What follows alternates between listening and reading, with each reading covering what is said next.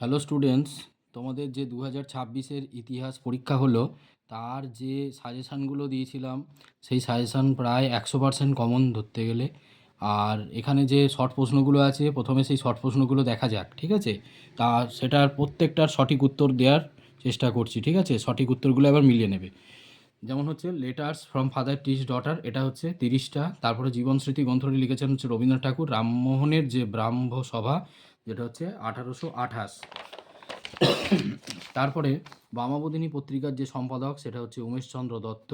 Kolkata medical college 1835। ভারতে প্রথম উপনিবেশিক অরণ্য আইন, যেটা আমি বলেছিলাম 1865, একটা 1800, একটা একটা হচ্ছে 1878। আচ্ছা, তারপর গয়ামুন্ডা হচ্ছে কোল বিদ্রোহের নেতা ছিলেন। 19 শতকে সভা সমিতির যুগ বলেছেন ডক্টর অনিল শীল। তারপর হচ্ছে বন্দে মাতরম সঙ্গীত রচিত হয়েছিল 1875-এ। তারপর হচ্ছে ভারত সভা প্রতিষ্ঠিত ছিল 1876, যেটা হচ্ছে কলকাতার অ্যালবার্ট হল, যেটা বর্তমানে কলেজ স্ট্রিট। আচ্ছা, বসু বিজ্ঞান মন্দির যেটা ছিল, বসু বিজ্ঞান মন্দির জগদীশচন্দ্র বসু। ভারতে হাফ টন প্রিন্টিং তৈরি করেছিলেন হচ্ছে উপেন্দ্র কিশোর রায়চৌধুরী। নিখিল ভারত ট্রেড ইউনিয়ন কংগ্রেসের প্রথম সভাপতি, যেটা হচ্ছে লালা লাজপত রায়। বারদৌলি সত্যাগ্রহ আন্দোলন ছিল গুজরাটে। দেশপ্রাণ নামে পরিচিত ছিলেন বীরেন্দ্রনাথ শাসমল, এটা নিয়ে বারে বারে বলেছিলাম। দুকড়িবালা দেবী, যেটা হচ্ছে বিপ্লবীদের মাসিমা বলা হয়, যেটা হচ্ছে বিপ্লবী আন্দোলনের সঙ্গে যুক্ত, এটা তোমাদেরকে আমি বলেছিলাম। তারপর কনকলতা বড়ুয়া শহীদ হয়েছিলেন ভারত ছাড়াও আন্দোলনে, ঠিক আছে? এরপরে যে প্রশ্নটা সেটা হচ্ছে দলিতদের হরিজন আখ্যা দিয়েছিলেন, যেটা হচ্ছে গান্ধীজি। আমি স্টুডেন্টস বলেছিলাম যে চিলড্রেন অফ গড ইনি বলেছিলেন। ভারতীয় সেনাবাহিনী গোয়া দখল করেছেন 1961, 1948, আর 1954, 1971। কোনটা হবে? না, 1961, ঠিক আছে? গোয়া ভারতের অন্তর্ভুক্ত হয়েছিল। হরি সিং রাজা ছিলেন কোনটা? হরি সিং হচ্ছে কাশ্মীর রাজ্যের। এরপরে হচ্ছে বঙ্গদর্শন পত্রিকার প্রথম সম্পাদক স্টুডেন্টস, এখানে হচ্ছে বঙ্কিমচন্দ্র।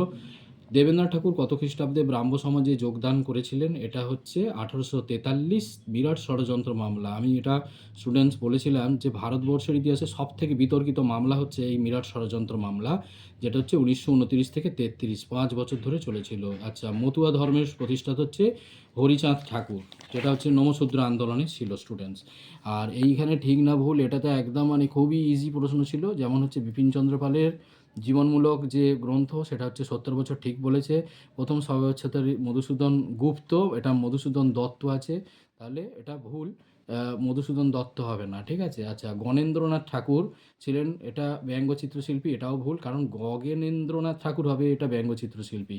আচ্ছা, তারপরে হচ্ছে জাতীয় শিক্ষা পরিষদ 1906, এটা ঠিক আছে। এরপরে যে স্তম্ভ মেলানো, যেটা স্টুডেন্টস মিলিয়ে নাও, বল্লভভাই প্যাটেল। বল্লভভাই প্যাটেল হচ্ছে বারদৌলি আন্দোলন। বি আর আম্বেদকর হচ্ছে দলিত আন্দোলন। রশিদ আলী হচ্ছে ছাত্র আন্দোলন। মেজর জেনারেল জয়ন্তনাথ চৌধুরী হচ্ছে হায়দ্রাবাদ। এবারে তো আমি এখানে সাজেশান হিসাবে বলেছিলাম যে 2000 ম্যাপ পয়েন্টিং যেটা আছে সেটা বলেছিলাম যে 2017 থেকে 2024-এর মধ্যে ম্যাপ পয়েন্টিংগুলো করলেই কমন পেয়ে যাবেন। এরপরে এইখানে যে প্রশ্ন আছে যেটা হচ্ছে ব্যাখ্যামূলক প্রশ্ন। এখানে হচ্ছে এদেশে পাশ্চাত্য শিক্ষা বিস্তারে যে স্যার চার্লস উডের যে শিক্ষা সংক্রান্ত নির্দেশনামা, তার মধ্যে এটা হচ্ছে তিনি ছিলেন বোর্ড অফ কন্ট্রোলের সভাপতি। অবশ্যই এটা খুব গুরুত্বপূর্ণ। এটা উত্তরটা হবে ভারতের ঔপনিবেশিক ব্রিটিশ সরকার অরণ্য আইন কেন প্রবর্তন করেছিল? কারণ এই আইনের উদ্দেশ্য ছিল ব্রিটিশদের সাম্রাজ্যবাদী স্বার্থ চরিতার্থ করা। আর আচার্য প্রফুল্লচন্দ্র রায় এখানে বিজ্ঞান এবং কারিগরি শিক্ষার অন্যতম পথিকৃৎ কেন? কারণ তিনি ছিলেন বেঙ্গল কেমিক্যাল অ্যান্ড ফার্মাসিউটিক্যাল ওয়ার্কসের প্রতিষ্ঠাতা। এবারে স্টুডেন্টস, এই যে মোবলা বিদ্রোহ, মোবলা বিদ্রোহ কী ছিল? মোবলা বিদ্রোহ ছিল এটি একটা সশস্ত্র কৃষক বিদ্রোহ, যেটা কেরালার করমণ্ডল উপকূলে হয়েছিল। যাই হোক, এবার বিভাগ গয়েতে যে প্রশ্নগুলো দেখে নিতে পারো, যে এখন হচ্ছে এই যে সরকারি নথিপত্রের সীমাবদ্ধতা, যেটা আমরা 2017 থেকে 2024-এর প্রশ্নগুলো, 2 নম্বরের প্রশ্নগুলো পড়ে যেতে বলেছিলাম, এর মধ্যেই কমন ছিল 1911। তারপরে হচ্ছে 1911, যেটা হচ্ছে ভারতের রাজধানী কলকাতায় দিল্লিতে Mohun Bagan club IFA shield cup জিতেছিল। তো এই প্রশ্নগুলো এখানে কমন আছে।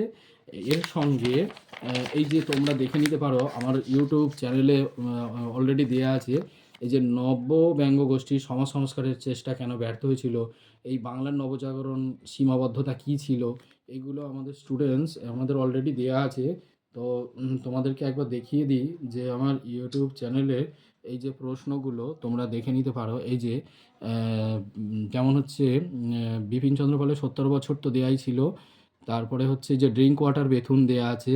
তারপরে উঠে ড্রেস ম্যাচ করলেই তো হবে। আচ্ছা, তারপরে হচ্ছে এদিকে মহাবিদ্রোহর প্রকৃতি যদি পড়লেও অসুবিধা নেই। তারপর হচ্ছে হিন্দু মেলা। আচ্ছা, তারপরে হচ্ছে বাংলার মুদ্রণ শিল্পে গঙ্গা কিশোর এখানে ছিল। আচ্ছা, এইখানে যেটা আছে 4 নম্বরে, ছাপাখানা বাংলায় শিক্ষা বিস্তারে কিরূপ ভূমিকা নিয়েছিল।